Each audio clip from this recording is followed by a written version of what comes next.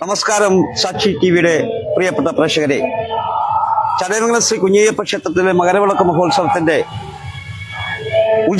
അവസാന ദിവസമാണ് ഇന്ന് വൈകിട്ട് നടക്കുന്ന പേട്ട മഹോത്സവത്തോടുകൂടി മറ്റ് ക്ഷേത്ര ചടങ്ങുകളോടുകൂടിയും നമ്മുടെ കുഞ്ഞയ്യപ്പ ക്ഷേത്രത്തിലെ മകരവിളക്ക് മഹോത്സവം അവസാനിക്കുകയാണ്.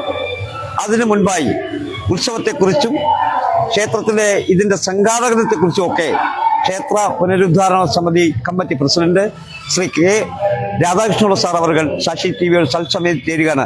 സാർ, ഇതുവരെയുള്ള ഉത്സവത്തിന്റെ പ്രവർത്തനങ്ങൾ എന്തൊക്കെയായിരുന്നു, എങ്ങനെയായിരുന്നു എന്ന് പറയാമോ? ചടയമംഗലം ശ്രീ കുഞ്ഞയ്യപ്പ ക്ഷേത്രത്തിലെ ദേശീയ ഉത്സവമാണ് മകരവിളക്ക് മഹോത്സവം. നമ്മുടെ കുഞ്ഞയ്യപ്പ ക്ഷേത്രം എന്നുള്ള പേരിൽ അറിയപ്പെടുന്നതിന് തൊട്ടു മുമ്പ് ഇതൊരു ആയിരവല്ലി ക്ഷേത്രമായിരുന്നു. ഈ ആയിരവല്ലി ക്ഷേത്രത്തിൽ അയ്യപ്പ വിഗ്രഹം പ്രതിഷ്ഠിച്ച് കുഞ്ഞയ്യപ്പ ക്ഷേത്രമായി രൂപപരിണാമം വരികയാണ് ഉണ്ടായത്. എന്നാൽ ഈ കുഞ്ഞയ്യപ്പ ക്ഷേത്രത്തിന്റെ ഉത്സവ ചരിത്രം പരിശോധിച്ചാൽ ഞങ്ങളൊക്കെ ചെറുപ്രായത്തിലാണ് ഈ ഉത്സവത്തിന്റെ നേതൃത്വത്തിലേക്ക് വന്നത്. അതിന് തൊട്ടു മുമ്പ് സമൂഹ മധ്യത്തിൽ സാമൂഹ്യ രാഷ്ട്രീയ രംഗത്ത് പരിപൂർണമായും ശ്രദ്ധ കേന്ദ്രീകരിച്ചിരുന്ന ഒരു വലിയ നേതൃത്വ നിര തന്നെ ഉണ്ടായിരുന്നു. നമ്മുടെ ആർ രാധാകൃഷ്ണപിള്ള, പണ്ടാരവിളയിൽ ജഗന്നാഥപിള്ള, കർട്ടയിൽ രാമേന്ദ്രൻപിള്ള, തെക്കയിൽ ബാലകൃഷ്ണപിള്ള, അദ്ദേഹത്തിന്റെ അനിയൻ ശിവരാമപിള്ള തുടങ്ങി ഞാൻ ഏതാനും ആളുകളുടെ പേര് പറഞ്ഞു എന്ന് മാത്രം. ഇവരെ കണ്ട് പഠിച്ചാണ് ഈ ഉത്സവം എങ്ങനെ നടത്താൻ കഴിയും എന്ന് ഒരു തീരുമാനത്തിൽ ഞങ്ങളെല്ലാം എത്തിച്ചേർന്നത്. അവരെല്ലാം ഞങ്ങളുടെ ബന്ധുക്കളും അതോടൊപ്പം തന്നെ ഞങ്ങളെ ഗുരുക്കന്മാരുമാണ്. പേട്ട തന്നെ എങ്ങനെ നടത്തണം എന്ന് ഒരു രൂപരേഖ തയ്യാറാക്കിയ ഒരു മഹാമനുഷ്യനായിരുന്നു ശ്രീ ആർ ജഗന്നാഥപിള്ള. അവരുടെ എല്ലാം പാവന സ്മരണയ്ക്ക് മുമ്പിൽ പ്രാർത്ഥിച്ചുകൊണ്ട്, ജഗദീശ്വരനോട് പ്രാർത്ഥിച്ചുകൊണ്ടാണ് ഞങ്ങൾ എല്ലാവരും ഈ ഉത്സവത്തിന്റെ നേതൃത്വത്തിലേക്ക് വന്നിട്ടുള്ളത്. അനേകം വർഷങ്ങളായി ഈ ക്ഷേത്രോത്സവത്തിന്റെ ഒരു നേതൃത്വത്തിൽ ഞാൻ നിൽക്കുന്നു. എന്നോടൊപ്പം ധാരാളം വിവിധ രാഷ്ട്രീയ പ്രസ്ഥാനങ്ങളുമായും സാമൂഹ്യ സാംസ്കാരിക സംഘടനകളുമായും ബന്ധമുള്ള ഒരു വലിയ നേതൃത്വ നിര തന്നെയുണ്ട്. ഈ ഉത്സവത്തില് നമ്മൾ കാണുന്ന ഒരു പ്രത്യേകത എന്താണെന്ന് പറഞ്ഞാൽ ജാതി മത ചിന്തകൾക്ക് അതീതമായി നടക്കുന്ന ഒരു ഉത്സവമാണ്. ഇവിടെ ഉത്സവത്തിൽ ഈ ക്ഷേത്രത്തിൽ വരുന്നതിനും ക്ഷേത്രത്തിൽ അർച്ചന നടത്തുന്നതിനും അതോടൊപ്പം തന്നെ ഉത്സവത്തിൽ പങ്കാളികളാകുന്നതിനും ഒരു മതത്തിലും പെട്ട ആളുകൾക്ക് യാതൊരു വിധമായ ബുദ്ധിമുട്ടും ഉണ്ടാകുന്നില്ല എന്നുള്ളതാണ് നമ്മൾ എടുത്തു പറയേണ്ടത്. ഉത്സവത്തിന്റെ നടത്തിപ്പിൽ സാമ്പത്തികമായ സഹായം ചെയ്യുന്നതിനും ഇവിടെ ജാതി ചിന്തകളൊന്നും ആരും വെച്ചു പുലർത്തുന്നില്ല എന്നുള്ളതാണ് പ്രത്യേകത. കൊല്ലവർഷം 1118 ഈ ക്ഷേത്രത്തില് ഇത് അയ്യപ്പ ക്ഷേത്രമായി രൂപാന്തരം പ്രാപിക്കുന്നത്. 1121 ഈ ക്ഷേത്രത്തിൽ 18-ാം പടി നിർമ്മിക്കുകയും ചെയ്തു.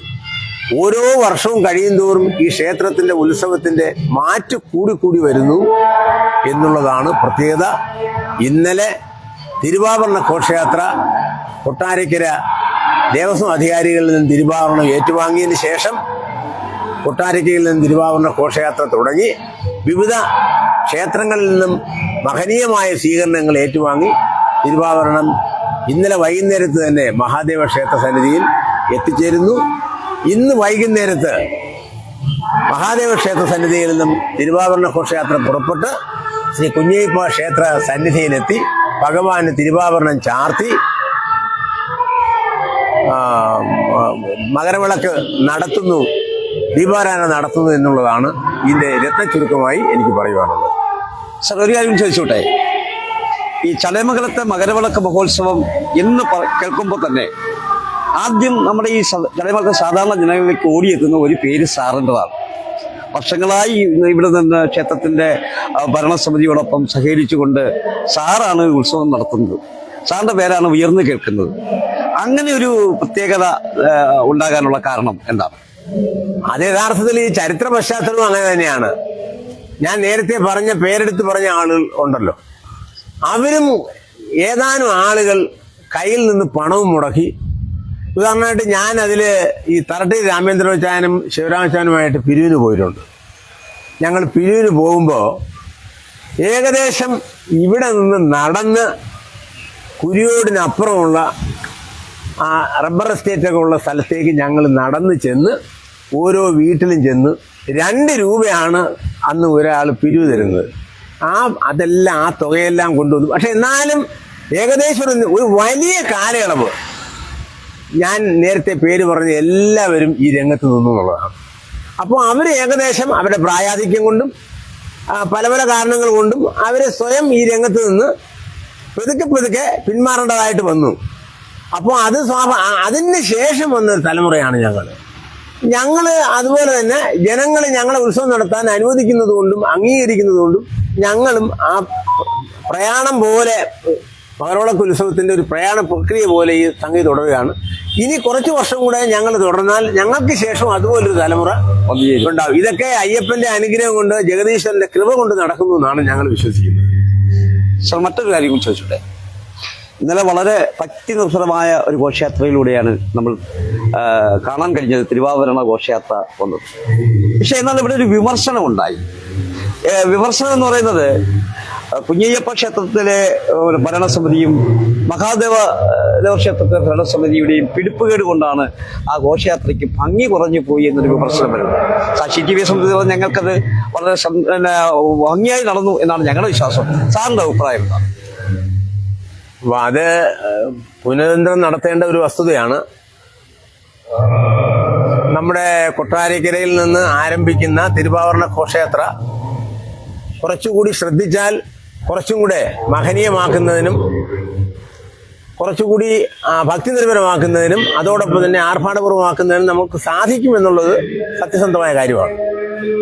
പക്ഷെ അതിനെ സംബന്ധിച്ച് ഒരാലോചന മഹാദേവ ക്ഷേത്ര കമ്മിറ്റിയും കുഞ്ഞയ്യപ്പ ക്ഷേത്ര കമ്മിറ്റിയും ദേവസ്വം അധികാരികളും തിരുവാഭരണ ട്രസ്റ്റും കൂടി ഒരുമിച്ചിരുന്ന് ആലോചിച്ച് പറഞ്ഞ് ഈ ക്ഷേത്രോത്സവത്തോടനുബന്ധിച്ചുള്ള ഈ ഘോഷയാത്ര കുറച്ചുകൂടി മഹത്തരമാക്കി മാറ്റുന്നതിനുള്ള എന്തൊക്കെ തീരുമാനങ്ങൾ ഉണ്ടാവണം, ആ തീരുമാനങ്ങൾ എങ്ങനെ നടപ്പിലാക്കണം, അതിന്റെ ഉത്തരവാദിത്വം ഈ 3 സമിതികളും നാട്ടിലെ സാംസ്കാരിക സമിതികളെയും കൂടി അതിൽ പങ്കാളികളാക്കണം. ഈ വേട്ട നടത്തുന്നതിന് വേണ്ടി ഉത്സാഹപൂർവ്വം നിൽക്കുന്നവരെ കൂടി അതിൽ ഉൾക്കൊള്ളിച്ച് അത് കുറച്ചുകൂടി മഹത്തരമാക്കുന്നതിന് ശ്രമിക്കണം എന്ന് പറയുന്ന ഒരു അഭിപ്രായം ശരിയാണ്.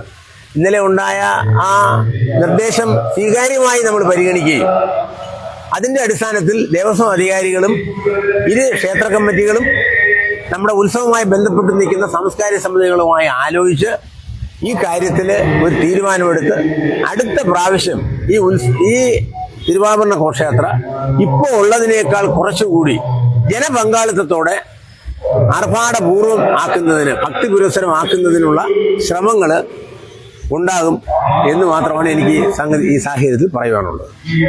നന്ദി സാർ.